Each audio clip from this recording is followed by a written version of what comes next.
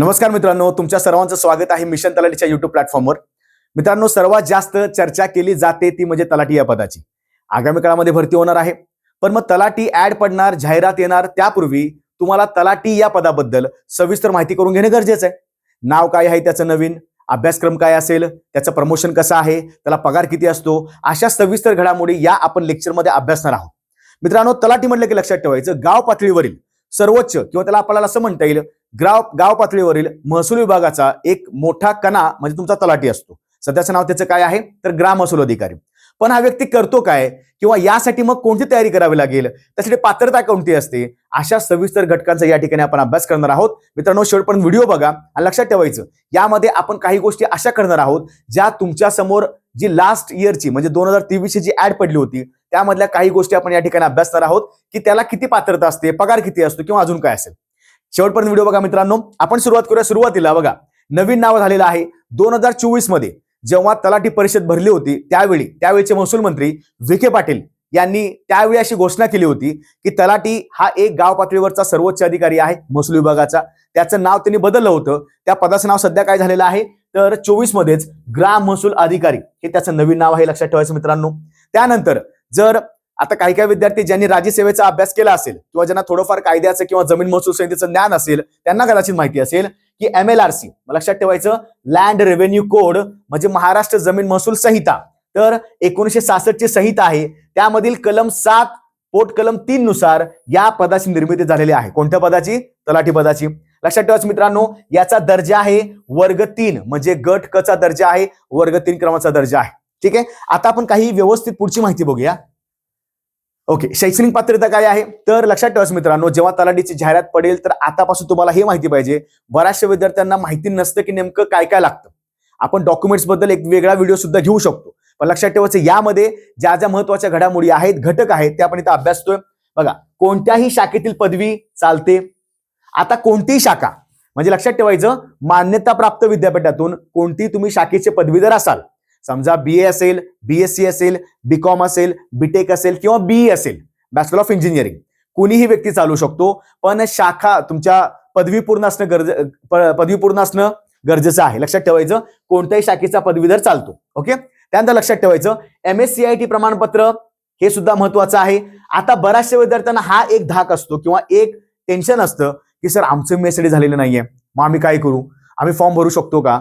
आता लक्षात ठेवायचं मित्रांनो, शैक्षणिक पात्रतेमध्ये पदवी तर पाहिजेच, पण लक्षात ठेवा MSCIT जरी नसेल तर लक्षात ठेवायचं 2023च्या GR मध्ये किंवा त्यांच्या जाहिरातीमध्ये असं दिलं होतं ज्यांचं MSCIT प्रमाणपत्र नाही किंवा संगणक विशेष अर्हता नाही त्यांनी लक्षात ठेवायचं नसल्यास काय तर जेव्हा तुम्हाला नियुक्ती दिली जाईल नियुक्तीच्या दिनांकापासून त्या वर्षापासून 2 वर्षाच्या आतमध्ये तुम्ही हे प्रमाणपत्र त्या ठिकाणी जमा करू शकता। म्हणजे लक्षात ठेवायचं असेल तर उत्तम आहे, नसेल तरी घाबरून जायची गरज नाही, कारण का नियुक्ती झाल्यानंतर 2 वर्षाच्या आतमध्ये तुम्ही हे प्रमाणपत्र त्या ठिकाणी जमा करू शकता। म्हणजे सध्या कंपल्सरी नाहीये, असलेलं बरं, नसेल तरी ह्या ठिकाणी त्यांनी सांगितलेलं आहे। ठीक आहे, त्यानंतर मराठी भाषेचे ज्ञान आवश्यक आहे। आता बघा, हा मुद्दा सांगणं गरजेचं आहे। काय विद्यार्थी फॉर एक्झाम्पल समजा ज्यांनी 10वी केली 10वीला मराठी असतं, 12वी केली 12वीला सुद्धा मराठी असतं, पण काय विद्यार्थी वेगळ्या बोर्डचे आहेत, त्यांना वेगळ्या बोर्डमध्ये शक्यतो मराठी नसेल, समजा CBSE बोर्ड आहे त्यांना 11वीला मराठी नाहीये, मग अशा काही बोर्डचे विद्यार्थी असतील पण त्यांना ऍटलिस्ट 10वी पर्यंत तरी मराठी विषय हा त्यांना अभ्यासाला पाहिजे। आता लक्षात ठेवायचं हा विषय काय घेतला असेल बरं, कारण का तुमच्या अभ्यासक्रमामध्ये लक्षात ठेवायचं तुम्हाला एक घटक आहे तो म्हणजे मराठी व्याकरण, म्हणून मराठीचं जाणीव असणं गरजेचं आहे, त्याचं बेसिक ज्ञान असणं गरजेचं आहे। लक्षात ठेवायचं मराठी भाषेचं ज्ञान आवश्यक आहे। पुढे आपण बघूया मित्रांनो, आता वयोमर्यादा म्हणजे कुठले विद्यार्थी फॉर्म भरू शकतात किंवा त्याच्यामध्ये काही आरक्षण आहे का? 100% आरक्षण आहे, 100% फॉर्म सुद्धा आपण भरू शकतो, पण वयाची अट सुद्धा आहे लक्षात ठेवायचं। म्हणजे काय, जर समजा खुला प्रवर्ग असेल, ओपनचे कॅन्डिडेट्स असतील, लक्षात ठेवायचं 18 ते 38 वर्ष हे वयोमर्यादा असणार आहे, म्हणजे 18 वर्षापेक्षा जास्त आणि 38 पेक्षा कमी, पण पदवी पूर्ण झालेली पाहिजे, लक्षात ठेवायचं। त्यानंतर मागासवर्गीय असतील तर 18 ते 43 वर्ष हे सुद्धा अत्यंत महत्वाचं आहे।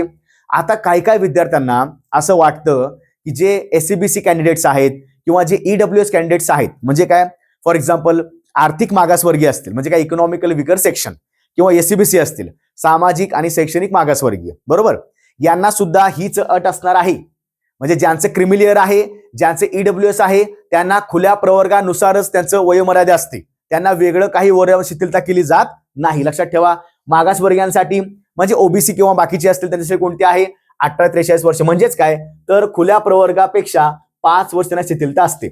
खेळाडू असतील तर 18 ते 43 वर्ष. पण लक्षात ठेवायचं मित्रांनो, तुमचं जे स्पोर्ट्स सर्टिफिकेट आहे, तुमचं जे प्रमाणपत्र असेल ते एका जिल्हा क्रीडा अधिकाऱ्याकडनं प्रॉपरली ते अफिडेव्हिट करून आणलं पाहिजे किंवा ते तुमचं व्यवस्थित झालं पाहिजे. कारण काय होते, जेव्हा तुमची नियुक्ती होते, तुम्ही आता या ठिकाणी कोणत्या प्रकारचं खेळाडूचं आरक्षण क्लेम करता, पण जेव्हा तुम्ही तुम्हाला नियुक्ती दिली जाते किंवा जेव्हा तुम्ही सिलेक्ट होता तेव्हा तुम्हाला ही सगळे डॉक्युमेंट्स त्या ठिकाणी सबमिट करणं गरजेचं आहे, जे व्हॅलिडिटी करणं गरजेचं आहे आणि जे ओरिजिनल पाहिजेत. बऱ्याच वेळा आजकाल आपल्याला दिसून येतं या ठिकाणी सुद्धा बऱ्याच ठिकाणी फ्रॉड दिसतोय. डॉक्युमेंट चुकीचे असतात वगैरे, त्यांना सस्पेंड किंवा डिबार केलं जातं. ठीक आहे. त्यानंतर दिव्यांग असतील तर 18 ते 45 वर्ष आहे मॅक्सिमम, म्हणजे त्याला आपण काय म्हणतो कमाल आणि किमान, हे लक्षात ठेवायचं. आता हे सुद्धा लक्षात ठेवा की दिव्यांग जरी अर्हता दिली असेल, वयोमर्यादेची शिथिलता दिली असेल, हे सुद्धा महत्वाचं आहे की 40% दिव्यांगत्व पाहिजे. ते सुद्धा सरकारी एका इस्पितळाकडनं किंवा हॉस्पिटल म्हणून तुम्हाला ते सर्टिफिकेट सुद्धा लावायचं आहे. ते सुद्धा महत्वाचं आहे. पण 18 ते 45 लक्षात ठेवा. त्यानंतर प्रकल्पग्रस्त किंवा भूकंपग्रस्त असतील, म्हणजे प्रोजेक्ट अफेक्टेड किंवा सिस्मिक किंवा अर्थक्वेक अफेक्टेड, लक्षात ठेवा त्यांच्यासाठी सुद्धा काय आहे 18 ते 45 वर्ष आहे. पण सदरचे दाखले महत्वाचे असतात, त्याशिवाय तुम्हाला त्या ठिकाणी सिलेक्शन तुम्हाला मिळणार नाही. ठीक आहे. त्यानंतर माजी सैनिक असतील, अत्यंत महत्वाचं, कारण का एक्स सर्व्हिसमन सुद्धा याच्यामध्ये कोटा असतो, त्यांना या ठिकाणी सुद्धा आरक्षण दिलं जातं. पण लक्षात ठेवायचं त्यांचं काय आहे तर सेवा कालावधी, जेवढी वर्ष त्यांनी सेवा कालावधी केला असेल प्लस 3 वर्ष त्यांना या ठिकाणी सूट दिली जाते. लक्षात ठेवा हे आपला वयोमर्यादा असणार आहे, खूप जास्त महत्वाचं आहे. दुसरी गोष्ट, माजी सैनिक असतील त्यांची शैक्षणिक अर्हता थोडीशी वेगळी आहे. SSC चालतं त्यांना. त्याचबरोबर त्यांनी जर आर्मी एज्युकेशन सर्व्हिसचा कोर्स केला असेल किंवा SSC पूर्ण केला असेल तर सुद्धा त्यांना या ठिकाणी भरती होता येईल. या ठिकाणी त्यांना तलाठीचा फॉर्म भरता येईल, हे सुद्धा लक्षात ठेवू शकता. दरवर्षी म्हणण्यापेक्षा मी असं म्हणेन 2019 ऍड पडली होती, 23 ऍड पडली होती, यामध्ये सुद्धा ESM कॅटेगरी होती, म्हणजे एक सर्व्हिसमॅन. त्यामुळे आपापली वयोमर्यादा बघू शकता. पण मुद्दा असा आहे की बेसिक 18 वर्ष पूर्ण पाहिजे, डिग्री कंप्लीट पाहिजे, आणि मग हे तुमचं त्याला आपण काय म्हणतो मॅक्सिमम हे तुमचं असणार आहे 38, 43, 45 किंवा काही असेल. ठीक आहे. ओके. आता परीक्षा पद्धत काय आहे तर आपण पाहायला गेलं त्यांच्या ऍड मध्ये, म्हणजे त्यांच्या 2023च्या जाहिरातीमध्ये त्यांनी स्पष्टपणे सांगितलेलं आहे की मुद्दा असा आहे की जे 4 घटक आहेत, 4 घटक कोणते कोणते आहेत तर आपण इथं बघूया. मराठी, इंग्रजी, GS/GK आणि गणित बुद्धिमत्ता. आता GS/GK म्हणजे काय तर सामान्य अध्ययन आपण असं पकडू. आता लक्षात ठेवायचं मित्रांनो, प्रत्येक जो घटक आहे त्या घटकाला त्यांनी 25 प्रश्न दिले होते. मराठी 25, प्रत्येक विषय 25 प्रश्न, असे 4 घटक झाले. टोटल प्रश्न किती झाले 100 प्रश्न. मग टोटल गुण किती झाले 200 गुण. का बरं तर एक प्रश्न हा 2 मार्काला होता, बरोबर. त्यानंतर दुसरी गोष्ट, निगेटिव्ह मार्किंग पद्धत नव्हती. म्हणजे काय, जरी समजा तुमचं उत्तर चुकलं असेल तर त्याला कोणत्या प्रकारचं निगेटिव्ह मार्किंग नसणार आहे. तुम्हाला त्या ठिकाणी 0 गुण मिळेल, म्हणजे तुम्हाला काय प्रॉब्लेम होणार नाही. ठीक आहे. हे बघा इथं आपण व्यवस्थित त्या ठिकाणी कात्रण काढलेलं आहे. परीक्षेचे स्वरूप व त्या अनुषंगिक सूचना, तलाठी एवढे प्रश्न गुण. ठीक आहे. पुन्हा या ठिकाणी गुण असे दिलेले आहेत. टोटल 100 प्रश्न आणि 200 गुण. आणि काय सांगितलंय, परीक्षा कालावधी किती आहे तर 2 तास 120 मिनिटं हा परीक्षा कालावधी आहे. तुम्हाला 2 तासामध्ये संगणक, त्याला आपण काय म्हणतो कम्प्युटर बेस्ड टेस्ट, CBT त्याला म्हणतात. 2 तास तुमच्या समोर पेपर येईल. तुम्हाला 2 तासामध्ये हे सगळे 100 प्रश्न सोडवणं गरजेचं आहे. लक्षात ठेवायचं, निगेटिव्ह मार्किंग नाही. 100 प्रश्न 200 गुण. आणि व्यवस्थित विषय सुद्धा बघून घ्या, मराठी, इंग्रजी, GS/GK आणि तुमचा महत्वाचा कोणता गणित बुद्धिमत्ता. ओके. त्यानंतर आपण पाहूया मित्रांनो, सर्वात जास्त ज्याची आपल्याला गरज असते तो म्हणजे पगार. त्याशिवाय आपण तयारी करतच नाही, कारण ते सुद्धा महत्वाचंच आहे ना. कोणती परीक्षा असेल, कोणती जाहिरात असेल, आपण 2-3 गोष्टी प्रामुख्याने बघतो. त्याच्यामध्ये मला बसता येईल का, पगार किती आहे आणि फॉर्मची फी किती आहे. नॉर्मली पाहायला गेलं तर 2023ला जी ऍड पडली होती त्यामध्ये मागासवर्गीयांना 900 रुपये फी होती आणि जवळपास जे खुला प्रवर्ग आहे त्यांना 1000 रुपये फीज होती. आता सध्या माहित नाहीये काय फीचं स्ट्रक्चर बदलेल की नाही, पण आपण थोडक्यात काही महत्वाची माहिती घेऊ शकतो. ते म्हणजे पगार मात्र बदलणार नाही. सध्या पाहायला गेलं जी वेतन श्रेणी आहे ही प्रॉपरली त्यांनी, म्हणजे महसूल आणि वन विभाग जो आहे त्याची बरोबर वेबसाईटवर श्रेणी घेतलेली आहे. S8 लक्षात ठेवायचं, स्केल 8 आहे, ज्यामध्ये बेसिक किती आहे तर हा तुमचा रेग्युलर, याला आपण म्हणतो बेसिक पेमेंट 25,500. तुम्हाला जे पेमेंट मिळणार आहे म्हणजे तलाठीचा पदभार स्वीकारल्यानंतर तुमचं बेसिक पेमेंट एवढं असेल. पण तुम्हाला यामध्ये सगळे भत्ते ऍड केले जातील. तुमचा मग महागाईचा भत्ता असेल, तुमचा ट्रॅव्हलिंगचा अलाउन्स असेल, तुमचा रेंटलचा असेल, ज्या कोणत्या गोष्टी असतील. ठीक आहे, लक्षात ठेवायचं. मग डीए असतो, टीए असतो, एमए असतो, आर असे भरपूर अलाउन्सेस असतात. असा जवळपास पगार पाहिला सगळा गोळा करून तर तुमच्या हातामध्ये इन हँड जी सॅलरी असते सुरुवातीची ती जवळपास 40 ते 45 हजार रुपये येऊ शकते. हे लक्षात ठेवा. ठीक आहे, डिपेंड तुमचं पोस्टिंग सुद्धा डिपेंड करतं कुठे ठिकाणी पोस्टिंग आहे, पण जवळपास या रेंजची सॅलरी असते. लक्षात ठेवायचं, हे तुमचं बेसिक बँड झालं. हे तुमचं मॅक्सिमम म्हणजे काय, तुम्ही जर S8 लाच असाल तुमचं शेवटचं पेमेंट मॅक्स पेमेंट किती असतं, 81,100. हे लक्षात ठेवा. असं नाहीये तुम्हाला सुरुवातीलाच पगार 81,000 मिळणार, अजिबात नाही. सुरुवातीला तुमचं 25,500 पासून स्टार्ट होणार. त्याच्यामध्ये सगळे अलाउन्सेस तुम्हाला मिळतात. जवळपास 40 ते 45 सॅलरी तुम्हाला मिळते. एका महिन्याची सॅलरी तुम्हाला तेवढी असते, लक्षात ठेवा. आणि हे मॅक्सिमम किती चालतं, 81,100. आणि काय सांगितलं बघा, अधिक म्हणजे याच्यामध्ये काय, अधिक महागाई भत्ता व नियमाप्रमाणे देय इतर भत्ते. इतर भत्ते कोणते असतात, ट्रॅव्हलिंग असेल, डिअरनेस असेल, रेंटल असेल, या प्रकारचे तुम्हाला भत्ते सुद्धा दिले जातात. ठीक आहे, तो सर्वसामान्य आपण पाहायला गेलं तर 40 ते 45 हजार रुपये त्याचा पगार असतो महिन्याचा. देन त्यानंतर आपण पाहूया मित्रांनो, अगेन महत्वाचं काय आहे. ओके, आता प्रमोशन. जसं मगाशी म्हटलं की सगळ्या गोष्टी माहिती असणं गरजेचं आहे. आपण त्याला अभ्यासक्रम बघितला, परीक्षा पद्धत बघितली. लक्षात ठेवायचं महत्वाची गोष्ट आहे बघा की 2023 ची जी परीक्षा झाली होती, ठीक आहे, 2023 ऍड पडली होती, तर त्यावेळी त्यांनी सांगितलं होतं त्यांच्या ऍड मध्ये की त्यावेळी TCS नावाची कंपनी आहे, टाटा कन्सल्टन्सी सर्व्हिसेस, त्यांच्या ऑनलाईन सेंटर्स असतात. तर TCS ने कॉन्ट्रॅक्ट घेतलं होतं आणि TCS ने परीक्षा घेतली होती. यावर्षी अजून कुणाला काही माहिती नाही, MPSC घेईल की TCS घेईल की अजून एखादी कोणती संस्था असेल, याबद्दल अजूनही माहिती नाहीये. यावर्षी काय होईल आपल्या काही दिवसांना सुद्धा समजेल, लक्षात ठेवायचं.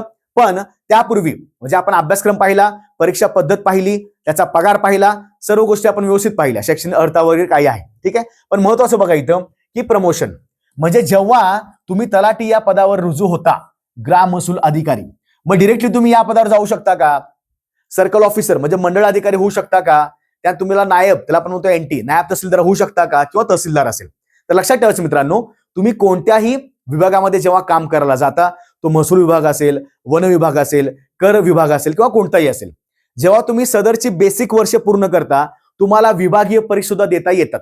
म्हणजे काय, फॉर एक्झाम्पल समजा तुम्ही आता समजा ग्राम महसूल अधिकारी झाला तर 6 ते 7 वर्षांनंतर तुम्हाला विभागाच्या म्हणजे महसूल विभागीय परीक्षा तुम्हाला देता येते. म्हणजेच काय, फक्त तुम्ही बाकी विद्यार्थी कोणी देऊ शकत नाही, त्या विभागीय परीक्षा असतात. म्हणजे महसूलचे जे तलाठी आहेत, महसूल विभागाचे तलाठी काम करतात, त्यांना 6 ते 7 वर्षांनंतर त्यांनी जे बेसिक त्यांचं कामकाज पूर्ण केल्यानंतर आफ्टर 7 इयर्स किंवा 6 वर्षांनंतर ते विभागीय परीक्षा द्यायला पात्र होतात. तुम्हाला त्याचा वेगळा पेपर द्यावा लागतो किंवा तुम्हाला प्रमोशन सुद्धा मिळतं. मला लक्षात ठेवायचं, ग्राम महसूल अधिकाऱ्याचं प्रमोशन कुठं आहे, तर मंडळ अधिकारी म्हणजे त्याला आपण काय म्हणतो, सर्कल ऑफिसर CO. त्यानंतर अजून 6 ते 7 वर्षांनंतर ती व्यक्ती नायब तहसीलदार या पदावर जाऊ शकते. अत्यंत महत्वाचं आहे मित्रांनो. आता नायब तहसीलदार हे लक्षात ठेवायचं मोठं पद आहे, जे राज्यसेवेतनं भरलं जातं, पण तुम्ही प्रमोशन या ठिकाणी जाऊ शकता. जवळपास याला पाहायला गेलं तर आपण थोडं असं म्हणू शकतो की हे गट ब चा दर्जा आहे, पण ही गॅझेटेड पोस्ट आहे. लक्षात ठेवायचं, याला आपण काय म्हणतो, गॅझेटेड सेवा, गॅझेटेड राजपत्रित सेवा किंवा राजपत्रित सर्व्हिस, पण याला जवळपास गट ब चा दर्जा आहे. आणि यानंतर ऑलमोस्ट 9 ते 10 वर्ष म्हणजे जवळपास पाहायला गेलं तर जी शेवटची रिटायरमेंटची वर्ष असतात त्या दरम्यानच्या काळामध्ये तहसीलदार होऊ शकता. सगळेच तलाठी तहसीलदार होऊ शकत नाहीत. हा रिक्त जागेचा खेळ असतो. ज्या त्या वर्षी रिक्त जागा भरल्या जातात.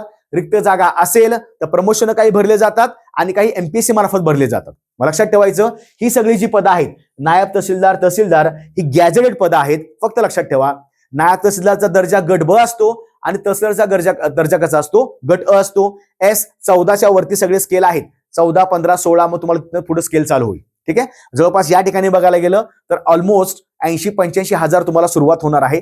पण इथंच तुम्हाला बऱ्यापैकी या ठिकाणी समजून घेता आल्या पाहिजेत की ग्राम महसूल अधिकारीचं प्रमोशन होतं मंडळ अधिकारी.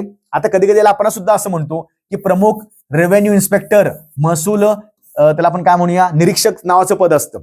तर या अंतर्गत काही पदं असतात, पण लक्षात ठेवा जी बेसिक 4 पदं असतात ती कोणती असतात, ग्राम महसूल अधिकारी, मंडळ अधिकारी, नायब तहसीलदार आणि तहसीलदार.